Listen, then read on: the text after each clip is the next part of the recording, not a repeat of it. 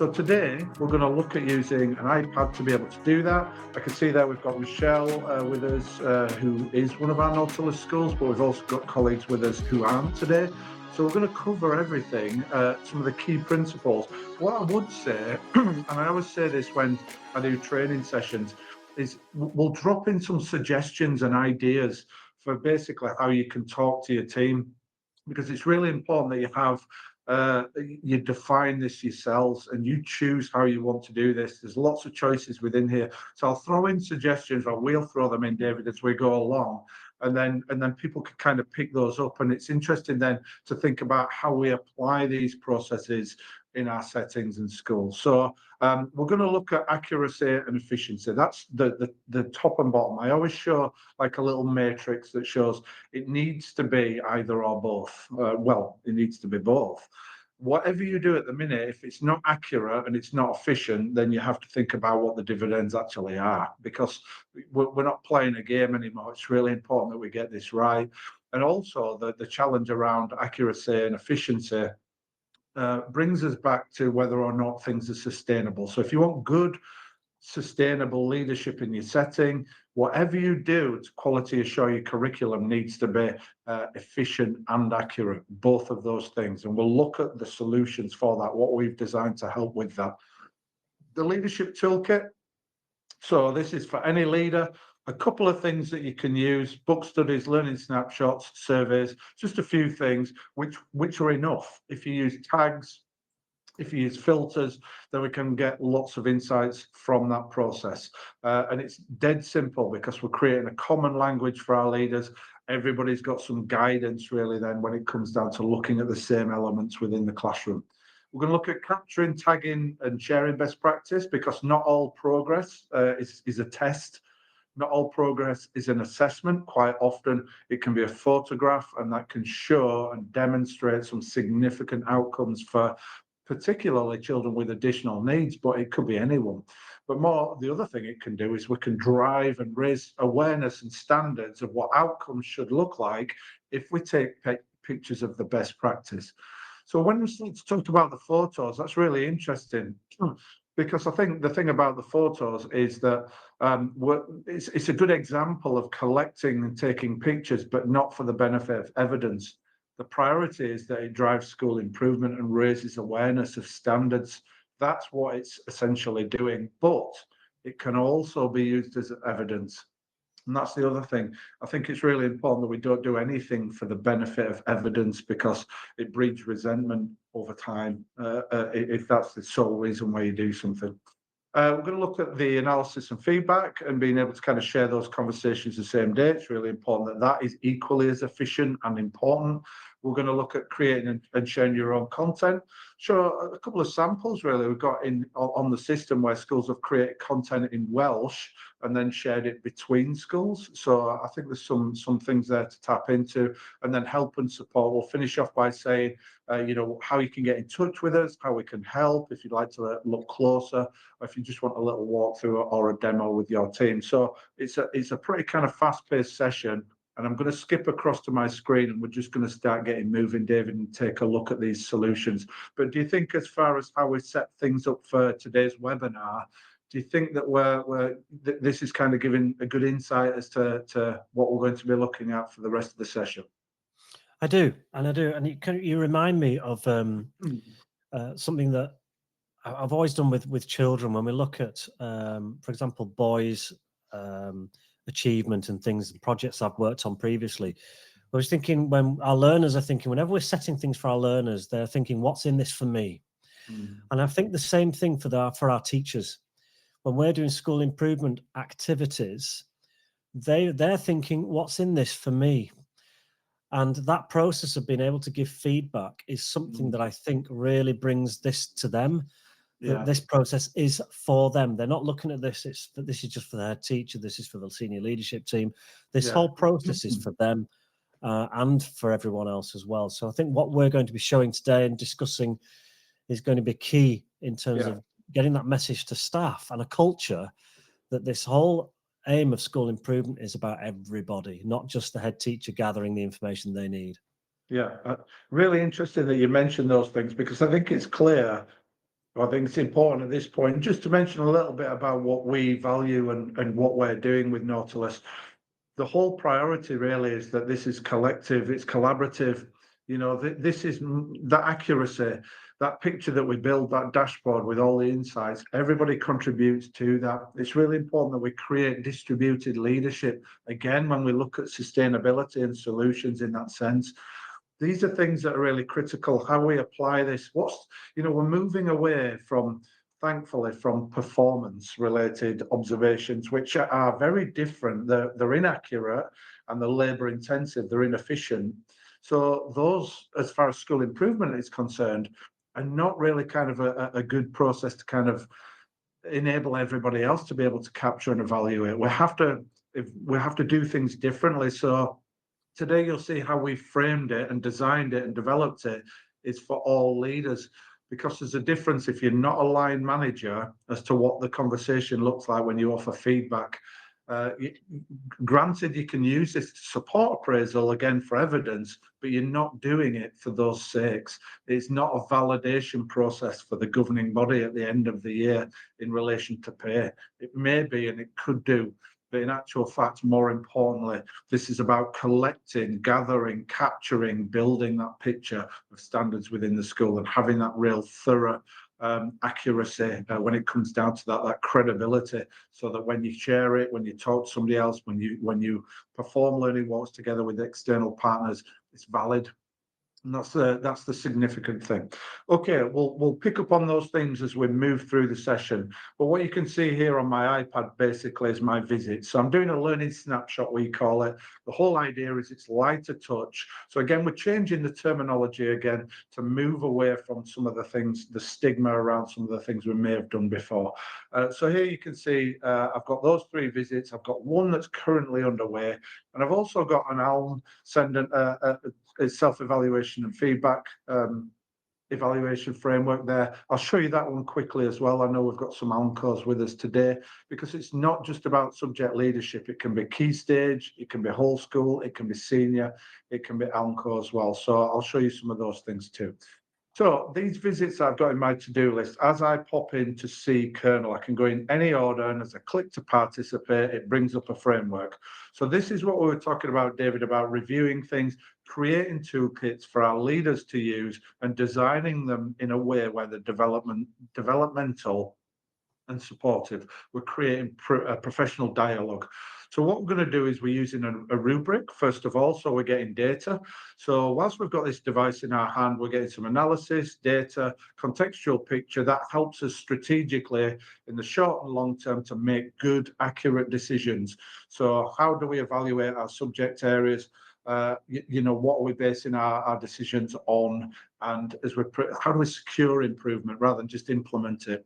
And I think that when we look at school improvement plans, there's a big challenge around that one. So here you can see, as far as the terminology is concerned, a little round of applause there as well.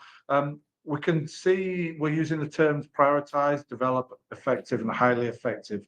So we're making a clear distinction here. We want to use a rubric because it gives us data, but we also want to change things because we want to talk about this being developmental. We want to talk about it being about recognition for good practice, helping people to feel valued.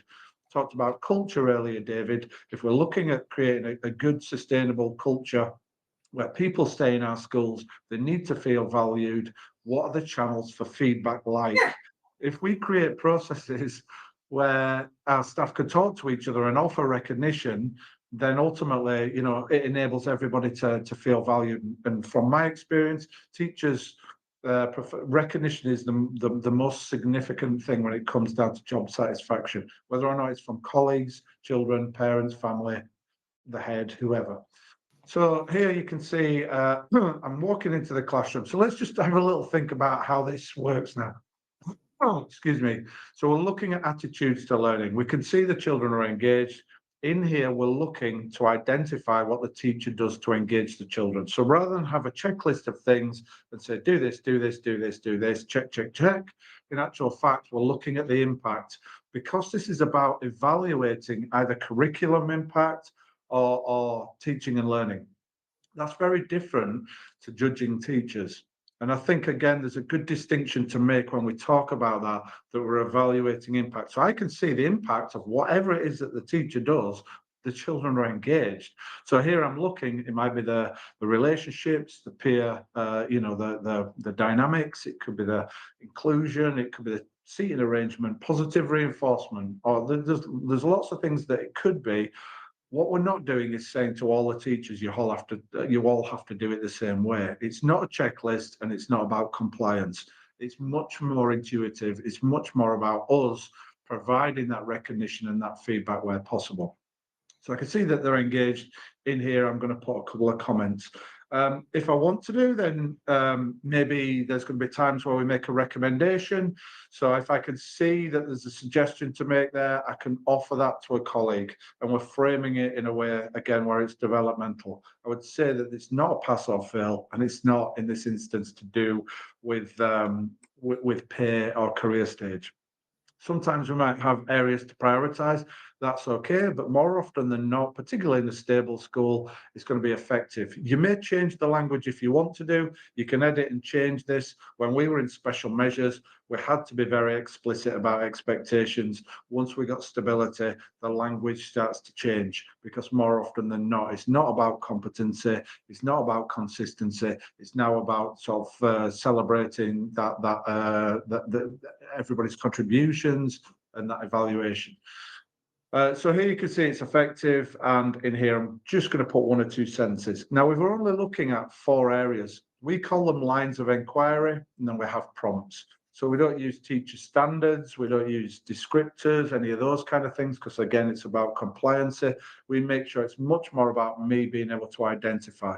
But with these 4 areas, can I just really stress that we're creating, because we're talking about the impact of the curriculum and teaching and learning here, and the impacts, we can now apply these 4 areas to any subject. So we don't need to create observations, learning walks, book studies, or anything else. We don't need to create them to be subject specific. We don't need one for English, one for maths, one for whatever. What we can do is, if we create it to reflect teaching and learning and outcomes like this one, then we can filter it. So you'll see at the top here for this one, you can see I'm looking at writing in Key Stage 2. And on this example, I could be using the same framework if I was looking at science or history or whatever, and we'll look at that in a book study shortly. So the attitudes to learning, I'll put in a little evaluation, just a couple of comments there, but effective, that's what I can see. Then I can see in the classroom, we're talking about here subject knowledge. So you've put a new curriculum in. We're now talking about how that's applied. So the strategies that the teacher uses, how effective are they? So here we could be looking at modelling, we could be looking at use of ICT, resourcing, could be any one of a number of things. Could be pitch pace progression if you really wanted to fine tune this.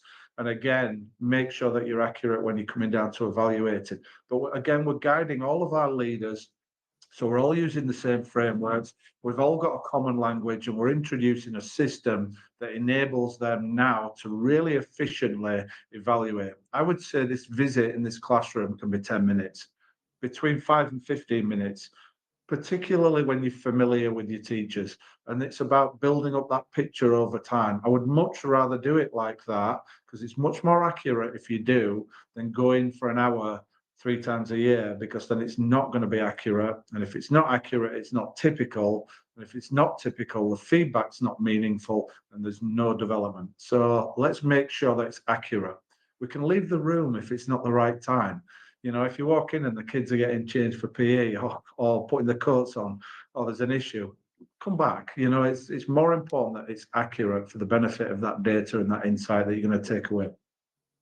So here, like I said, the curriculum, a couple of comments in there about what we like, the delivery, if you like, the strategies that we're using. Pupil contributions, acquisition and application of skills.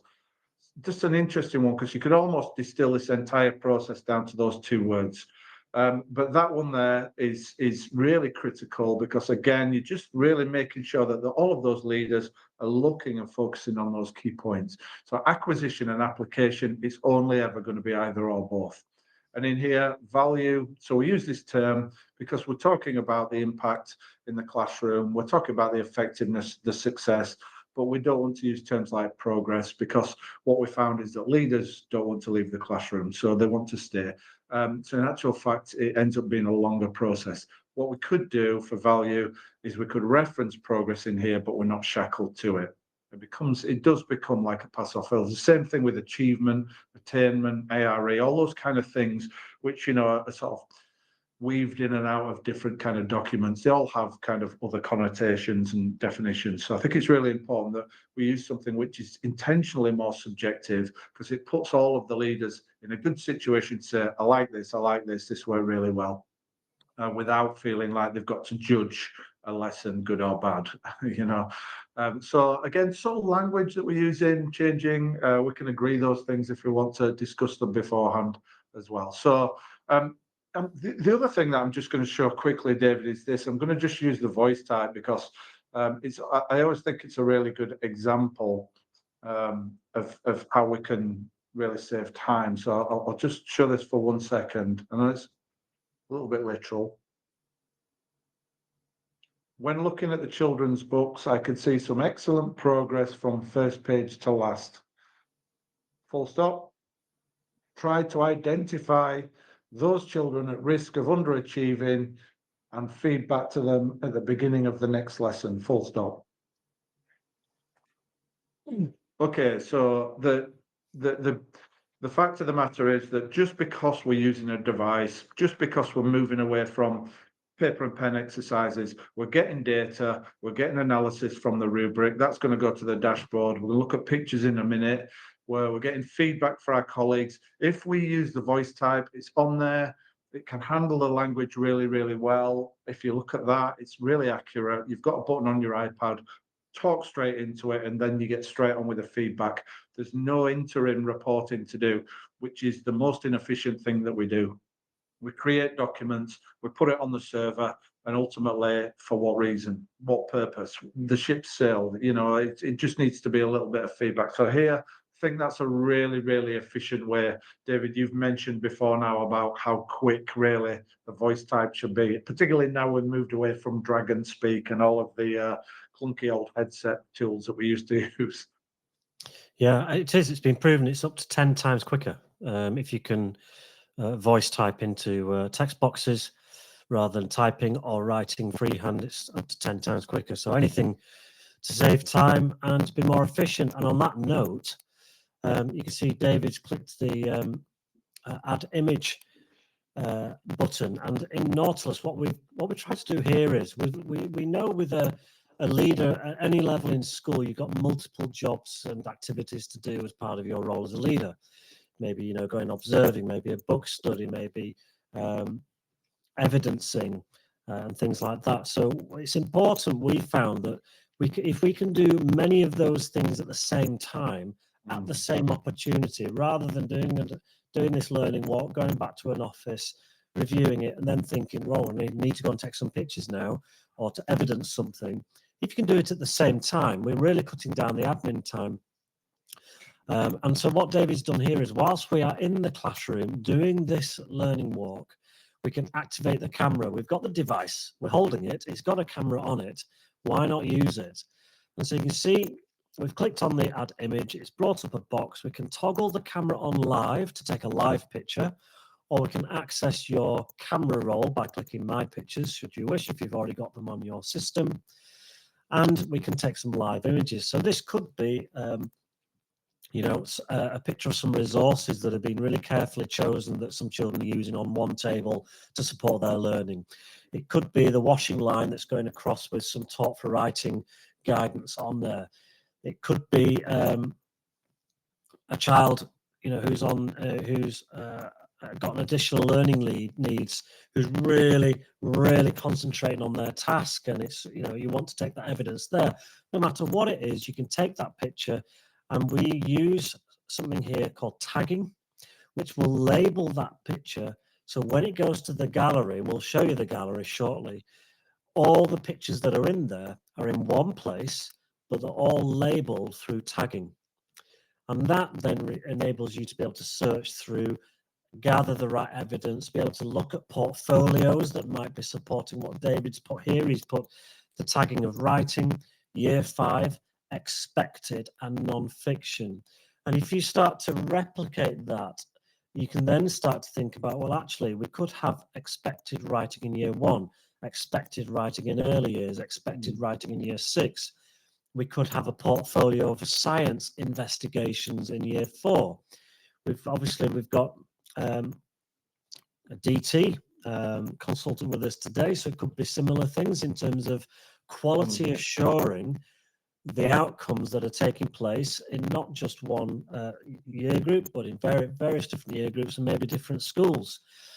So when we look at the gallery, which we will do shortly, we'll look at that in terms of portfolios and allowing your leaders access to the latest outcomes, not relying on test scores from May last year, but actually, what were the outcomes last week? You know, and if you see a display in the corridor that's looking amazing and it's showcasing some great work, we can take pictures of it, tag it, put it in, and we can cross-reference tagging as well. So if you're the English leader and you're taking some images of some English, some writing, you can also tag it ALN. That might then also help your ALN coordinator with their evidence as well. So we've got a real supportive, collaborative approach to this. So it's a really quick way of doing it, David, and we found it avoids the model that schools tend to have. Again, the word inherit, when we inherit the school server with years and years of pictures and evidence from bygone times that don't ever get watched, looked at, used in any way, shape or form. Here we've got a model where we've got everything in one place, easily accessible, that's labeled correctly, and everybody can use it if they need it. And we'll take a quick look at that. I'm gonna show that quickly. I want to show the impact. Just by the way, David, your sound is a little bit garbled there.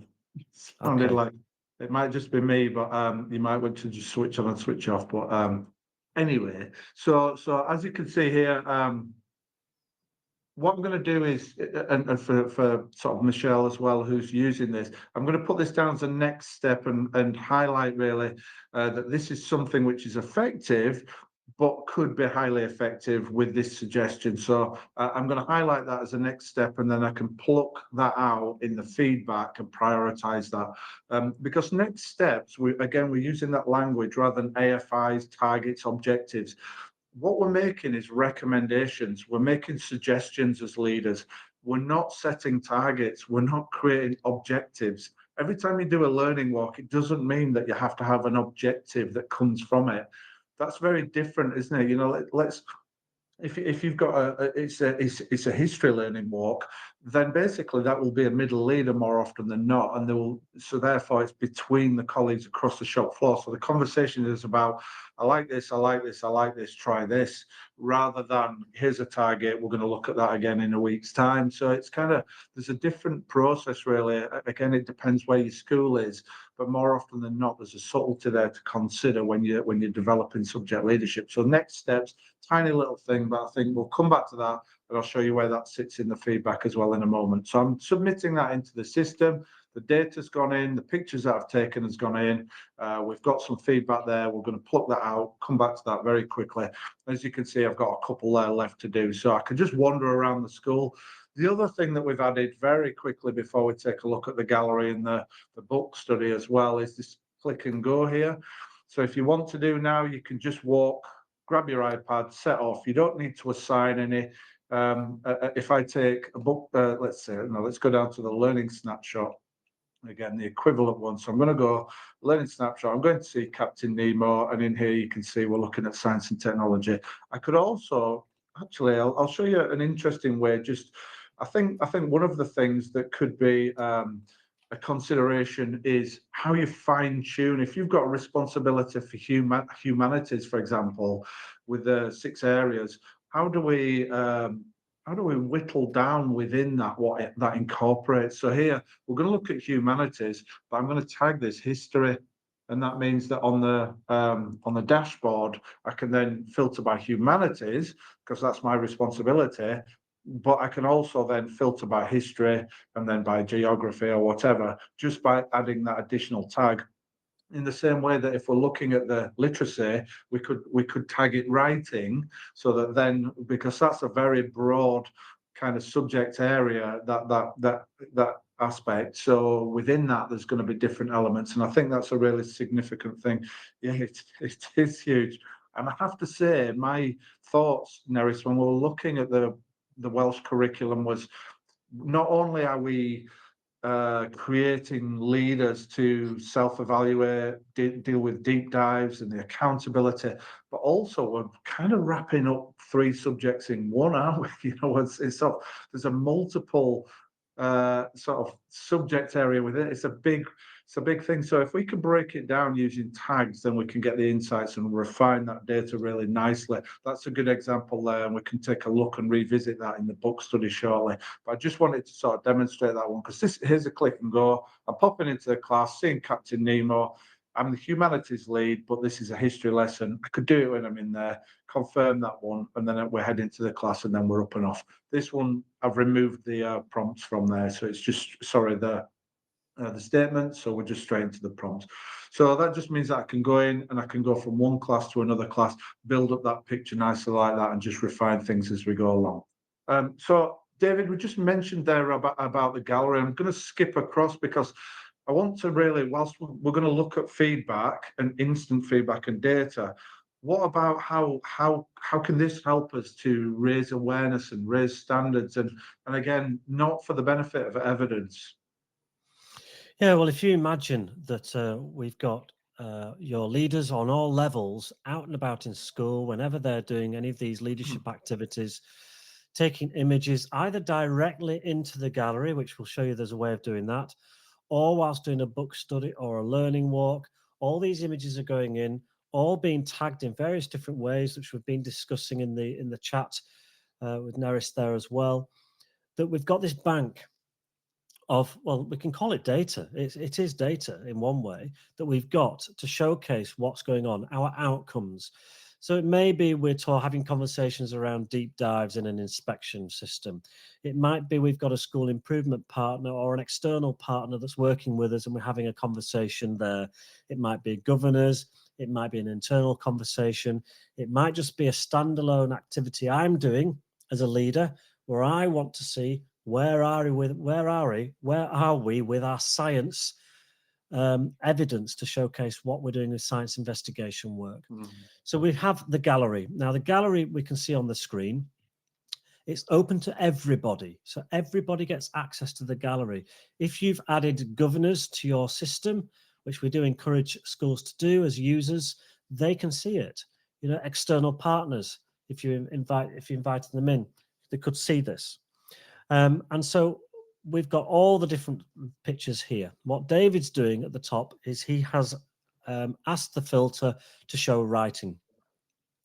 And so and expected standard is there. So we've now got images being displayed that have been tagged writing and expected standard. And you'll see a vast array of things here. So we can narrow it down. We can drill further if we wanted to look at boys, or ALN or whatever. We can really drill down and have a look. The way schools have been using this, that we've kind of been guiding them to do, is like a portfolio system. So if you are the languages literacy communication lead or part of that team, you can go in and have a look. And in here we've got what expected standard looks like for us, for our school. This is us saying this is what we are expecting. In early years, it might be year 6, it might be year 3. These might be different genres, boys, girls, ALN children, displays, resources that are supporting it. But we can see that they're all there, and we can have those conversations with whoever might be asking or whoever we want to talk to around what that is like. You know, we've all had those conversations around deep dives where the question might be, what do your outcomes look like in different year groups? You know, what does science look like in year 2 compared to year 3? And we can go in and we can showcase this. This is one example that Neris was asking about there, slightly different context, but shows this really well.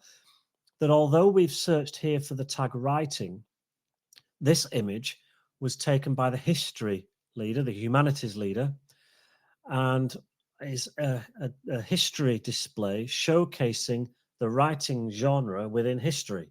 And so because the history teacher or leader has tagged it not only history, but year 4 and writing and non-fiction, this one image, it can be used in lots of different contexts by many different people. And if you think, that's because we're using the tools and we've got the tools there. If we had to do this analog, we'd be relying on taking a picture, going and printing 3 or 4 copies of it, going to 3 or 4 teachers or colleagues and saying, here's your copy, here's your copy, here's your copy. And they then put it into their curriculum files that are probably never going to be seen again, to be honest. We can use technology to really slim that down. And we go right back to the beginning, David, on that word efficiency. Yeah. And really look at how we can build a process which is the most efficient possible. Yeah. And again, another example here, not only maths, but pupil premium. Okay. And we've got examples here, whatever that might be in your school. But the example on the left-hand side is a lovely example of one of those moments, David, that if that picture hadn't have been taken of that boy doing the counting exercise and the sorting exercise at the top, then it would be gone. That evidence would be gone forever. But it's one of those moments where we can quickly take an image, we can tag it multiple things. It might be year 2, it might be maths, it might be counting or sorting, ALN, pupil premium, boys, whatever it is. And we've got that image, we've got that evidence forever. And I think it defines the word efficient for me, David. I think if we can move to that kind of model, we're helping everybody in school with an efficient system and process that works. Yeah, just to pick up on a couple of quick things very briefly, David. I think there's a couple of things from a school improvement point of view. I always found it very difficult to raise awareness amongst my team what standards should look like. I talked a lot about high expectations, but then realized that my teachers had really never seen anybody else teach or since they were studying. So how do we break down those walls? How do we enable people to see what everybody else does? More importantly, with that expected standard in writing that I showed you, that was on the screen, we can see what it looks like from 3 to 4 to 5 to 6 as well, across year 3, across year 4. We can really start to refine our feedback collectively, strategically, and also individually in that sense to be able to kind of drive improvement more formatively. So those conversations become more significant. I think there's some real clout there with this gallery in that sense. There's so many different ways to be able to use it, and for deep dives and things, once you start to bring up different aspects like history or art or DT or whatever, I think things like this are really fantastic because quite often it gets shoved in a carrier bag and gets squashed on the way home. So here we're showing really what the outcomes look like. And again, it's that phrase curriculum impact.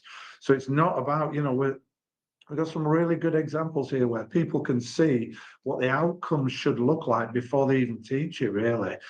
So it's great to start in September to be able to key in and look at it. And when you're looking for particular sort of like moderation and sitting down with a colleague, 2 writing leads, and then looking at some year 5 and 6 books and things like that, with that external eye and those colleagues down the road, there's some really great ways to be able to kind of capture it there and share it so that people don't have to go to that file and pull out that dusty picture, photocopy of a year 6 piece of writing to know what outcomes can look like. We can be explicit and share it. As you say, governors can use it from home. The other thing that I like, David, that we'll mention because we work with a lot of small schools in Wales that are quite remote and so on, is that if you've got a mixed class where you've got 2 or 3 year groups within a class, you take the pictures of the outcomes at the appropriate age group. So if you've got a 5 and 6 class, for example, take a picture of the year 5 expected outcomes and the year 6 expected outcomes. So the teacher, it's obviously a very inclusive environment, but you're showing and defining what the outcomes look like and you're demonstrating that as well. I think schools find that quite hard to do. And obviously, from a leadership point of view, these are all things that we're doing at the same time as we're doing our learning walks. One quick thing to mention is if the absolute quickest way to quality a show is just to use that button and take a picture and submit them. So we don't need to be doing a learning walk or an activity. We could just put them in. And so if we were to say to the staff next week, we'd like you all to take 3 pictures of science, for example, we're going to focus on science 3 is science lesson. Could you put one in pupil premium, one for the expected standard in books and one practical? All the staff submit the pictures. The science lead at the end of the week can go in and then start to come into here. They can key that in and then they can pull those up. You can create your own tags, by the way. There's everything's built in there, but you can add to them. So here we don't have to sit in the corner of the classroom. We can quality assure from the samples that people submit. That's got to be, if you've got multiple responsibilities and you've got this breadth, that's got to be an incredible solution, I think, for having that insight about what standards look like. Particularly when you start to add science, expected standard, and you get that raft of books, and you build the portfolio and the progression in learning from early years, essentially, to entry to exit, I guess. I think so let's take. I'll just add that, David. I'll just add that we've do. got schools using this lots of different ways, as you've been saying there. One thing as well, for things like DT and art, is you can use this with the children as well. So I'd be using this to show the children this is the expected standard. This is what we're expecting you to produce at the end of it. This is what it's going to look like. Also, on that same vein, really, that if you've got teachers moving year group, that they can access this. If you've got a year 6 teacher moving to year 3, one of the things they can be doing as part of that transition is going and having a good look in the year 3 gallery, before they even do any of their planning and preparation, just to look at what the outcomes look like. It will really help with pitch when it comes to planning. So lots of ways you can use that. And far removed from if these were in files somewhere stuck on the edge of a shelf, that just won't get used. These are really well used and can be used for lots of different reasons. Absolutely. And also, I love the fact that I'm an arts graduate, a fine arts graduate. I like the fact that we are paying equal weight to a page of writing in a book and a painting. Just by the fact it's a gallery, pizzas that the children cook, DT, jam sandwiches, whatever it may be, putting it into that gallery to be able to do that, and equally as much. So as we move across to here, that kind of leads me on really just to kind of make the point again that we're looking at a book study here, I guess, but we also have on the system a work study that you can download free from Facebook. It's an equivalent to a book study, but it's what you could use if you were looking at something else. If you were looking at curriculum impacts in DT, for example, and it's a model, a book study wouldn't be relevant. So we can make an equivalent version. Okay, so here you can see I've got a book study. I've set it up already. We're looking at Key Stage 2 writing. Oh, sorry, we're looking here. Let me just edit that one a little bit. I'm just going to change that a little bit because I'm going to look at Key Stage 2 humanities. So here's the book study. So looking at Key Stage 2 expected standard, and we're focusing it's humanities, but we've tagged it history and Key Stage 2. So that means on the dashboard, we can filter by humanities, which will pull humanities, geography, and so on. And then we can filter by history, and then we can filter by Key Stage 2. So those tags are really helping us to get that added insight. So I'm now going to add this to myself because I've got an hour of leadership and management time, and I know that that's at a premium. This is another interesting question, really. How is that time used and what impact does it have? Because it's at a premium. It costs about £1,000 a year to give your staff an hour of leadership and management time, £1,000 per teacher rather, for about an hour a week. So what we tried to do, our platform starts at about 500 quid because we were trying to make sort of our USP. Why would you do that when you could do it this way, really, I guess. So this is essentially a really good way to get good value, I think, and impact. So I've got an hour of leadership management time. I'm a humanities lead, and I've asked my staff to give me the history books, or we're going to look at history on this occasion. I've specified that I want expected standard. I don't need top, middle, and bottom. It's a bigger job and it's less insightful. So if I go for the expected standard, I can then be taking pictures of all of those different aspects of the curriculum within history and showing what it looks like in this occasion, Key Stage 2, from across year 3 to 4, 5, 6. Obviously, it would be 2 teachers if you've got mixed classes, but we could still be taking pictures of those outcomes separately for the gallery, as I mentioned. So that means that 2 or 3 books from each teacher, 1 entry per teacher. As I move across here, it's populated my to-do list with those 4 entries. So nice and simple. And as I come into here, it's basically then again going to guide me through it. So we're going to look at, on this occasion, presentation, content, the age-appropriate program of study, so pitch, pace. We're guiding our team here, leaning into their framework, but what we're not doing is we're not dictating again. Pupil contributions, I think that's a really key one, this one, because it's about that sustained opportunity in the classroom to get things wrong, to get things right, to change things. Nothing worse really than picking up a book and seeing that there's only a light touch, half-baked entry on it each day. So here we can see that sustained application. Progress, but it could be on the day, towards the objective, Monday to Friday, first page to last. Again, what we're doing is we're enabling our subject leaders to just look and ushering them to looking at the same key things so we don't get distracted. And we've got challenge and extension, big part of the curriculum, marking of feedback. And again, it's the impact of those things rather than us telling you what to do or having a checklist. It's your policy and how well applied it is. That's what you're evaluating in school. And as I mentioned, we will be taking pictures on this occasion. I would always be tagging it history. I would be tagging it the year group, year 4. I would be tagging it with or pupil premium or additional learning needs. I might also be tagging it with those fancy terms that you create for your curriculum, because schools have created these lovely curriculums where it's, I don't know, space journey or whatever, and use those tags, bring the whole thing up, and then be able to look at each unit of work as you build up that portfolio. So if you're using the voice type there, by the way, and just right clicking on Edge and just voice typing into the system, or whether or not you're putting it into your iPad, I would argue that gets us then straight into the report. That would be, I would say, for those 4 teachers, 35 minutes. If you allow an hour of a staff meeting and everybody does one for their subject and aspect, your dashboard will already, and your gallery will already be populated within by the end of the hour, and it will show you the whole curriculum as a starting point, and you can build from there. So the other thing that I would just take a quick look at here is the additional learning needs one. So I think this is an interesting one. How do we enable our leaders to be able to get into the classrooms and support their colleagues rather than being stuck in the office, getting a knock at the door, asking to escalate things? So when we talk about leadership and sustainable leadership, good, healthy, sustainable, I don't think there's a bigger priority than helping our ALN. So here you can see, down here you can see the setting. So we're looking at the environment when we go into the classroom. You can see then the learning, so the offer, basically the whole class provision. Is it a good fit? Is it engaging? Is it relevant?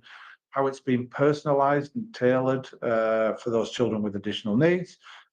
Pupil support, direct or indirect, and progress from their own individual starting points.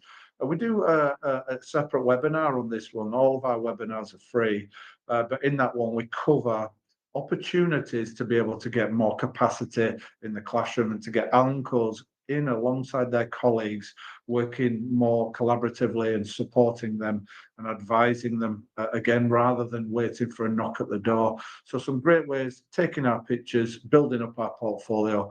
That one, I would suggest that self-evaluation we can do 3 times a year. And then we build up that data set in the background that we'll look at in a moment. So on the system, just food for thought, really. I guess we've looked at 3 different frameworks. The other thing that I think is a really good one is the pupil view. So if I show you this one, we can send out a survey to our children, or we can just wander around and ask questions. But basically 5 questions again, which are not subject specific, so we can then use tags and so on and apply it to different subjects and aspects across the curriculum. So it could be English, science, maths, whatever you like. But there you go, 5 questions. Again, what we're doing is we're keeping it as concise as possible. Like our learning snapshot, the priority is efficiency and accuracy. So we don't need 10 things or 15 things. 5's enough. It encapsulates, everything fits within that. Another sample here, another example is this one that was made because you can create content and share content. So if you had 10 schools or 5 schools, we know how schools work now. And if I've created a parents questionnaire there for the nursery children, I can then share that one as well. So that just enables me, it gives you a bit of an idea about what our Welsh schools have been creating here. So obviously bilingual enables families to be able to access that. You can do it either or both. But once you've got that, you can deploy it, you can share it, you can import and export. So if you did want to tailor any of these things, if you did want to create Welsh content, you can do it nice and quickly in that sense. So that's a good example. I like that one there. Other than that, we've got different areas to look at, different frameworks, but we wanted to focus pretty much today just on those learning snapshots and the book studies, because that is enough really for most leaders, or an equivalent work study if you're technology, DT, those elements, arts across the curriculum. So what about the feedback? So I'm aware that you're typing there, but I'm going to interrupt you, David, because I'm just going to budge across to the feedback and the workflow, because we were talking about that idea of being able to impart that information the next day. And for people with class responsibilities, and then on top of that, the leadership responsibilities, these conversations need to be quick, don't they? So I'm going across now. And the blue buttons up at the top that you can see, by the way, are all the feedback, analysis, evaluations, and so on. So let's take a little look at the quickest way that we can feedback.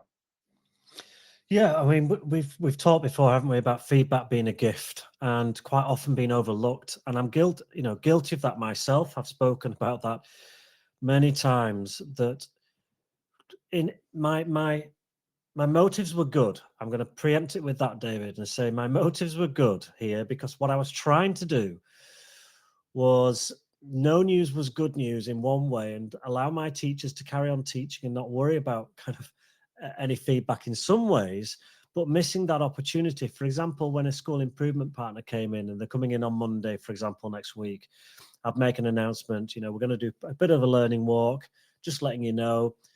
They come in, it happens, and no feedback apart from on a Wednesday staff meeting. I might a little hat tip to say thanks everyone, by the way. Yeah. It was great. I got him out of school quite happy, and that was the aim, was to get them out of school quite happy, and off we carry on going with our school improvement journey. And then what I realized was we were missing the opportunity to actually give some quality feedback.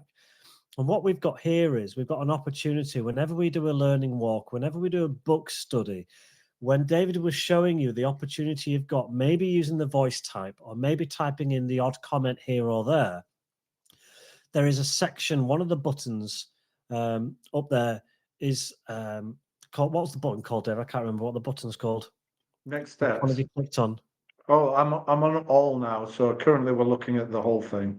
All right, on all there. So what I've got there is a list of all the feedback that's been given in chronological order. So when I'm going to visit my 5 or 6 teachers that I've been looking at or been visiting this afternoon, I can just go and pop my head around the door, say thank you very much, and I've got a chronological order there of the feedback that I've been making on my forms. So I can quickly find, cutting out all the other noise, I can quickly find the comments that I made and how I can deliver them back to the teacher, remembering the fact that if I don't tell them, if I've been to a teacher, an ECT, early careers teacher, and I've gone in and I've just seen some cracking questioning techniques and stuff that they're doing naturally that they don't even know how good they are. If I don't give them that feedback, they'll never know. No one else is going to tell them. And I've missed an opportunity, because if I tell them, they're going to do it again. They're going to realize, oh, maybe that is really good. I'm going to do that next week or in the next lesson. And so I can go through, I can click that button there. I can go through this feedback. I can go and relay this verbally to the teachers whilst I'm saying thank you. And it addresses that point, doesn't it, David, that I said at the beginning, what's in it for me? Is this something for me as a teacher, or is this something for my head teacher? Well, if the teacher's getting feedback, we can argue that actually it's for them, that they're getting this feedback. And it can be done in a timely manner. It can be done quickly at the end of the day, using what the system and using the information we've already put into the system. we can see that David's showing you there that if we did click next steps, that it is an opportunity there to respond to that and have a conversation about it and say, if David has delivered that feedback to say, maybe you should, look at the general misconceptions and deliver that feedback at the end of a lesson, then you can have that conversation about that. And if the teacher's saying, right, I'm going to do that tomorrow, we can say, how did it go? They say, oh, I tried it. Yeah, it went really well. The children engaged, and actually 6 of them did it in the lesson. And we can actually click that and say, we tried it. It was successful. 6 children showed improvement using that strategy. And again, we can check that off. That's where the next step system comes in. We can add actions and things. So it really does help that process, David, of giving feedback efficiently and effectively and in a timely manner, which we kind of always go on about, don't we? But that's one way to do it. Definitely. I mean, that's one of the biggest challenges, just being able to impart that same day, have a chat, it be supportive, non-judgmental, light touch dialogue. And again, when we distill it down to the next steps, working intuitively so you can see who needs what and have those conversations.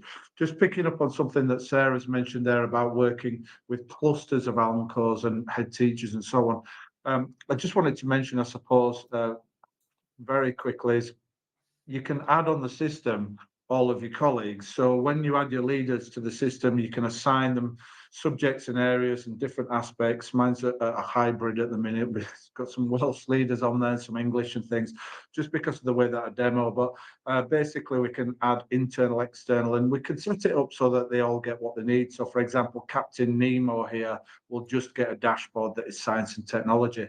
But more importantly, going back to what Sarah was saying there, I could add on here, you'll see that I've got multiple different head teachers on here. For example, I've got 5 head teachers, I've got 5 ALNCOs on there, I've got 5 English leads, whatever it may be, because when you work in groups, there's opportunities to kind of validate and work together in that sense. So if I add my internal leaders to the system, but also add all of those external partners, some really powerful ways to take learning walks together. And that's what I used to do. So I went from having meetings with my head teacher colleagues where we'd be talking about the cost of a coach to the swimming baths and things like that for an hour. We went from that to taking a learning walk where 8 head teachers all went off into the corridors. Mine was a big school, by the way. They saw 3 lessons for between 5 and 10 minutes. They used the snapshot, and at the end, all came back to the office, and I ended up with a report. And on the front of it, it said head teacher, head teacher, head teacher, head teacher, head teacher. And they all went off. The infant's head, she went off and did the key stage 1, and those kind of things meant that the staff got the feedback the same day. They understand the value of it. It was incredibly powerful because I could then share that with governors, inspectors, LA, whatever. And on the front of the report, it would just say all of those things. And it was the best use of an hour of time. So I'd argue whether or not it's your early years leaders, whether or not it's your ALNCOs, whether or not whoever it may be, you've got those partnerships. How do you leverage and use that time?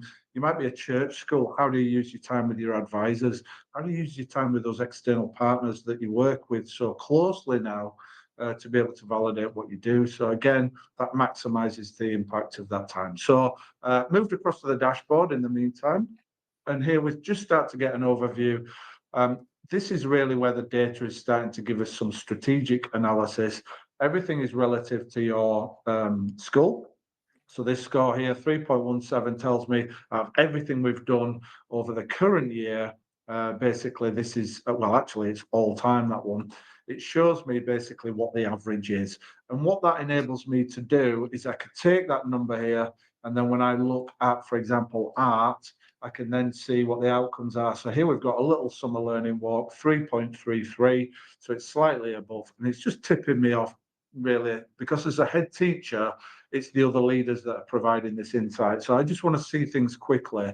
What we don't want to do is recreate data packages for tests that we do 3 times a year and have to filter and drill down and things. We want to see it quickly. We want to act on it. We want to give the feedback. We want to do, so it's about that building up this data set over time. The outcomes here, again, you can see along with some trends. And you can see down here as well all the different frameworks that we're using in school. There's quite a lot on there, I will say, because mine's a demo account. But once we start to apply those filters and tags, so we could in here, if I filter by, let me see, let's have a little look at maybe the science one. That could be a good one, science and technology. So I would no doubt be able to filter this by science and then use tags for different elements. But this is giving me basically the outcomes for science. I can see the portfolio here, so everything's in one place. And down here, I can see that the outcomes as well as the tools, the frameworks that we're using. So my science lead is using book study, learning snapshots, so those two things.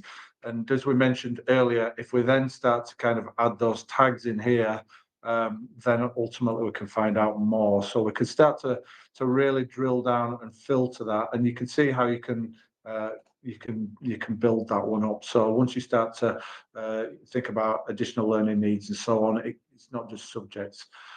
So let's go in and just take a little look at a report, actually, just moving back to that one, because science was a good example. If I go down to here and pull up science, let's just take a little look at some of the walks that have come into the system. And then down here, we could see that we've got a learning walk, so 16 entries.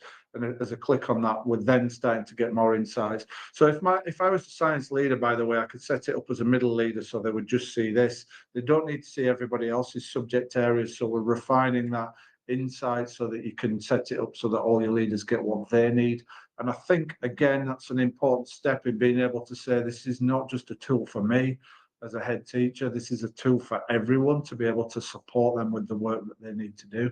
So there's some really good things to be able to kind of, some good principles to be able to share and promote, really, I guess, within your school. So you can see I've got a teacher and a head here, two people doing it together. We can see each individual entry, little ballpark data set for that, which we can then look closer at. And again, it's just tipping us off, really sharing where we prioritize our time with our feedback. In the same way, we're getting a contextual data set that shows us overall time, what this learning walk's looking like, as well as on this occasion. So most activities that we do in school learning walks are standalone or moderation or monitoring. You do it, it's gone, there you go. It goes on the server. Here we're adding that system, we're building that picture collectively, and then we're using the filters and the tags. Down here, we've got quality of education, so no reference to teachers or lessons, so it's not sensitive, but it does make the point that it's been really good. Thanks very much. I found, this is good, this is good, this is good. We're going to work on this. And again, these 4 lines of inquiry that are in the snapshot, you can see all time here on the right, and this current one, this occasion here. So it's constantly benchmarking and saying, this is the big picture. How did this occasion go compared to that? We could take a little AI summary. So this will give us 3 areas that are, or is it 2 steps there? So it's a little bit like the old 2 steps, 3 steps and a wish. But ultimately taking a report, which is quite hefty, and creating a statement to be able to share. So some good AI to crunch that report, again, in the interest of saving time. If I want to create a supportive summary for my staff, or for the governors or whatever, then it will change the terminology in that sense. And I just think that that's really fantastic because grammatically it's really sound. So it's a really good thing for yourself.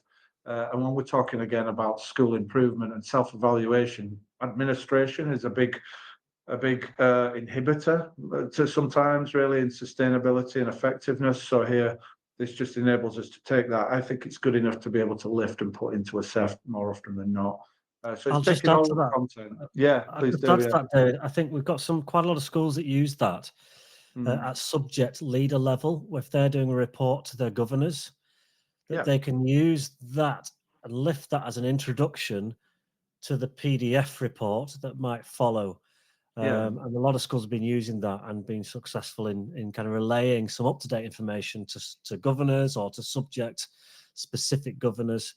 It's a really great tool. I love that AI add-on. I love that. Me too. I think it's got a really good purpose. AI can be a little bit like generic and vast. I think it's niche. I think we're going to put one on the dashboard shortly as well. But this is the report that we're crunching. So you saw that it was put into that summary, as you mentioned, David, for reporting purposes for a subject lead. That's fantastic, or an encore early years lead. But this report is quite hefty, so it's taking all the insights in here. And again, this top half is just really quality of education, lines of inquiry, that team effort. And then as we come down to the bottom, we've included on this occasion teacher feedback reports, and it's constructing a really good report. So like we said, we have the lines of inquiry in the prompts, and then it inserts then your feedback. So sometimes I think that being thorough is the same as being effective. So we're diligent and we write big long reports, but again, they go on the server, and most of it's commentary, and the most important points are the recognition and the recommendation. So we can just take those away, but put them into a meaningful kind of context, so that the teacher can use it, yes, for their appraisals, and they've got something which ultimately is really well crafted. So, and again, the feedback is nice and simple. It's non-judgmental. It's designed for dialogue, because again, we're not setting targets. Going back to that point that we're making recognition and recommendations. So just moving across there, you can download reports, PDFs, you could take them away on the same day. So you can now see how we're, just with an iPad, we're doing multiple things at once, and we're synchronizing our monitoring and all our activities. And we're building up that picture together. The other thing that we can do here is just moving across to the headlines. I'll just clear that filter. Just to mention that if you are a priority user or a head teacher, you're accountable for standards right across school. And that's where those cold sweats that you mentioned, David, I think kick in, because how do you articulate what standards look like right across your school? It's hard. So this enables us to be able to see all the insights from everyone. And here we could see a picture of teaching and learning. So rather than focusing on test scores to talk about performance and those kind of things, in actual fact, we can look and see what's that skill set, how are the staff engaging in these processes. In particular, and I know I might be simplifying this one a little bit by using English, but you could put the communication and literacy in here, and then you could add English writing tags in addition to filter. But what I wanted to present and show you here is I can see what my skill set looks like basically in English, or literacy, if you like.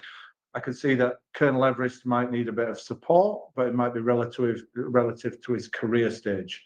He may have moved from year 6 to year 1. So this is for school improvement purposes.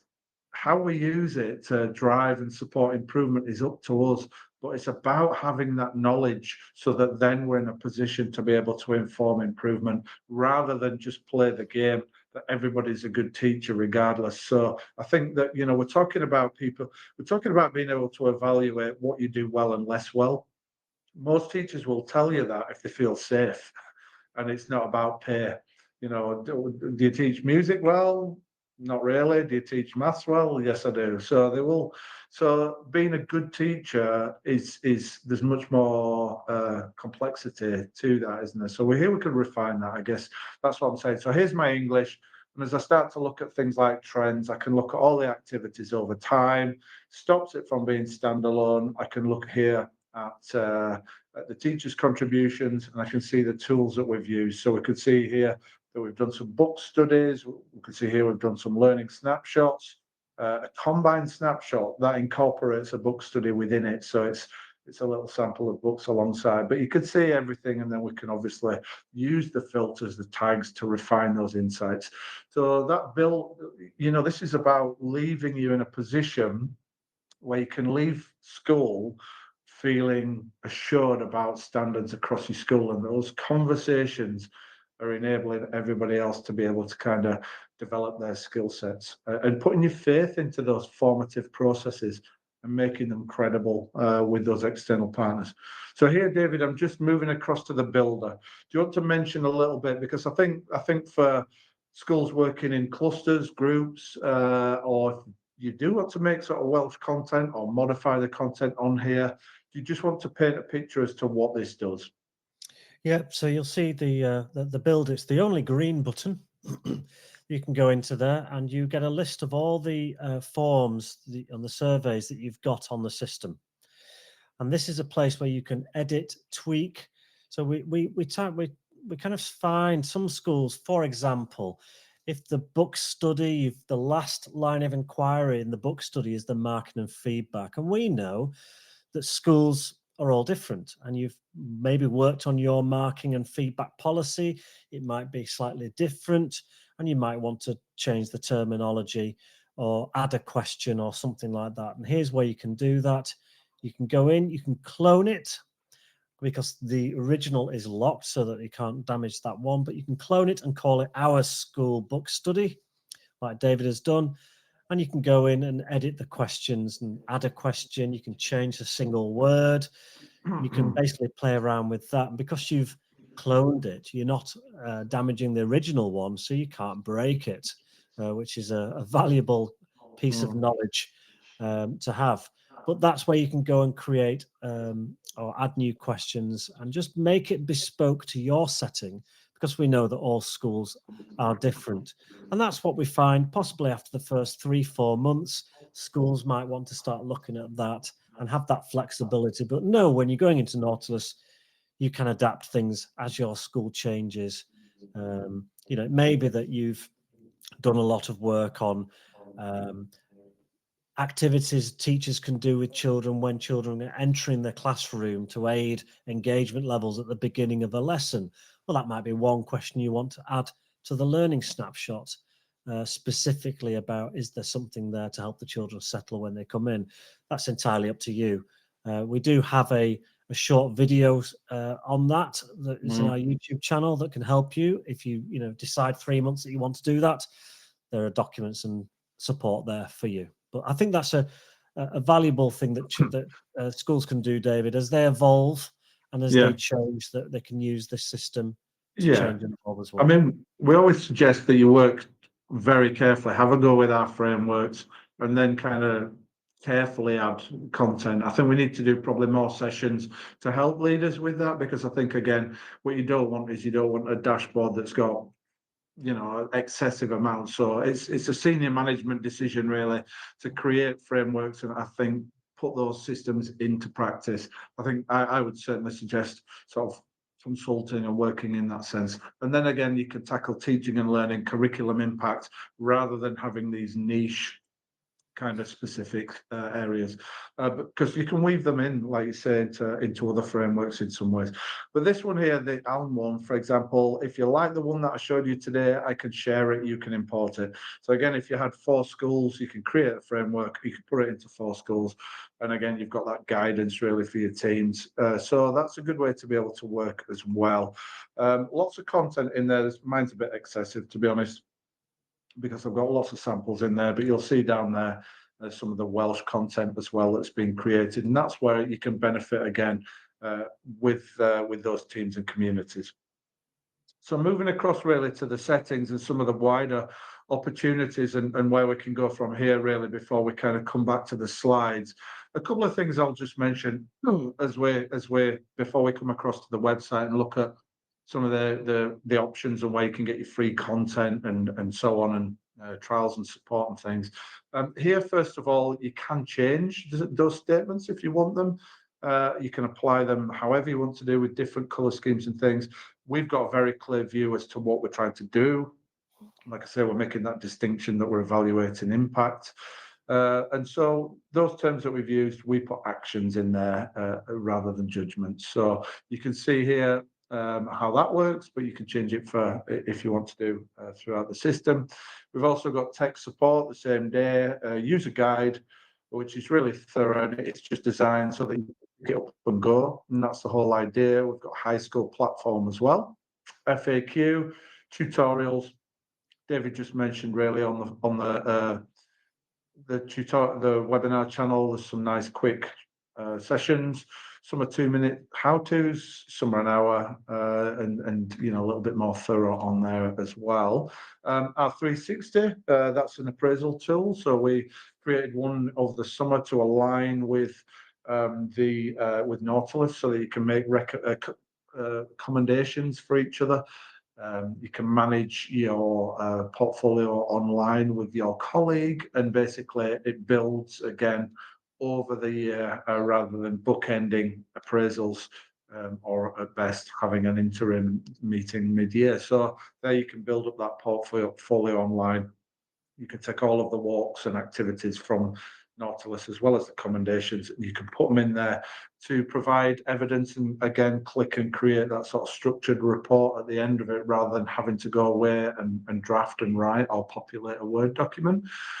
So that's another option there. So coming across to the website, David, because quite often, we'll just mention really how we work with leaders, the support, but also the fact that Nautilus is the toolkit, if you like, and the tech, but those broader opportunities, we like to make sure that schools can really get the most out of the system, don't we?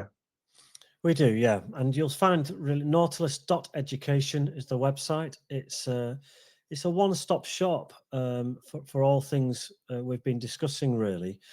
And you'll find various things on here. You'll see we've got a demo button just in the middle at the top there.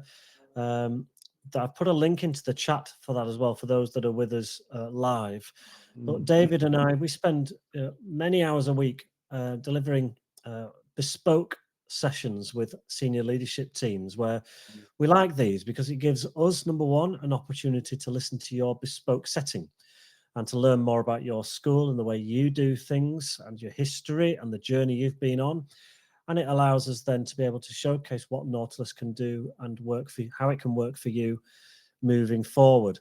If you're interested in booking one of those, they're totally free. You just click on the book a demo button and you can select a day and time that suits you. We will do the rest, be in touch with the join link and things like that. And we'll spend an hour with you discussing how that can help. And there's no obligation, no sales pitch in essence. It's a conversation we can have, leaving you with an opportunity to then go away and talk about it and come back to us if you want to. I love as well, David, there you just mentioned about that idea that when we do those sessions, we always have a look at the school so we can see the size of it, the kind of context and get the backstory. So then we can provide ideas and thoughts a little bit like we've tried to do today that are relevant. And I think that's a big part of that whole kind of session, isn't it? It is, because at the end of the day, we're head teachers, we're teachers, we're from that sector. These aren't sales pitches. These are conversations we can have at kind of nearly at an advisory level more than anything, David, in terms of relaying some of the experience we've got and helping and supporting schools along the way. And if that's something you can get out of a conversation with us, then great. We'd love to help and have those conversations with you. Yeah. You will see we've also got in the community section, we've got some things there you can look at. We've got a really good Facebook group, and this is not, these are people who may be using Nautilus, but also people who aren't using Nautilus. But one thing in common is that we're all school leaders with the same outlook on education and, looking at improving standards for our children. In here, we're all things discussing around current things in education, but also it's a place we share some free additional content, maybe additional forms and surveys that have been written that we'll share in the files section. There may be articles in here as well and general conversations that you can see. And if you are using Nautilus, you can go and grab some of the files. You can download them and import them into the Builder section. For example, I've done some on computing, some on writing, and we're able to then put them in. You can download them and import them into the system and use them yourself, which is always... the deep dive one that I've mentioned there, David, just I wanted to highlight because I don't like doing them for the local authority, but I do think it's a good process to do together to self-evaluate again. So that was one that we created, and again, you can take that from the files section there as well. Sorry to interrupt, sir. No, it's okay. And it's also a good place if you have any questions, and I'm not just talking about Nautilus, but if you've got a question about education, about your school, about an issue, it's a great place to go and get some quick and relative response. It's now the new Google, isn't it? The Facebook groups. No matter, if you've got a problem with your Dyson vacuum cleaner, you're probably going to get a better response if you go to the Dyson fan club zone on Facebook. There probably is one. I'm pretending I don't know there is one, but you're going to get a really bespoke response, and that's somewhere we would encourage you to go. Also, you'll see in the 3 areas in the leadership area, the community area on the website is the newsletter area. And here, every term we do a newsletter. This is not a kind of a single sheet A4 newsletter. This is a mini novel standard where you've got all sorts of things from articles, additional information, guest articles from guests, both myself and David writing things on here, but relevant to all areas of education.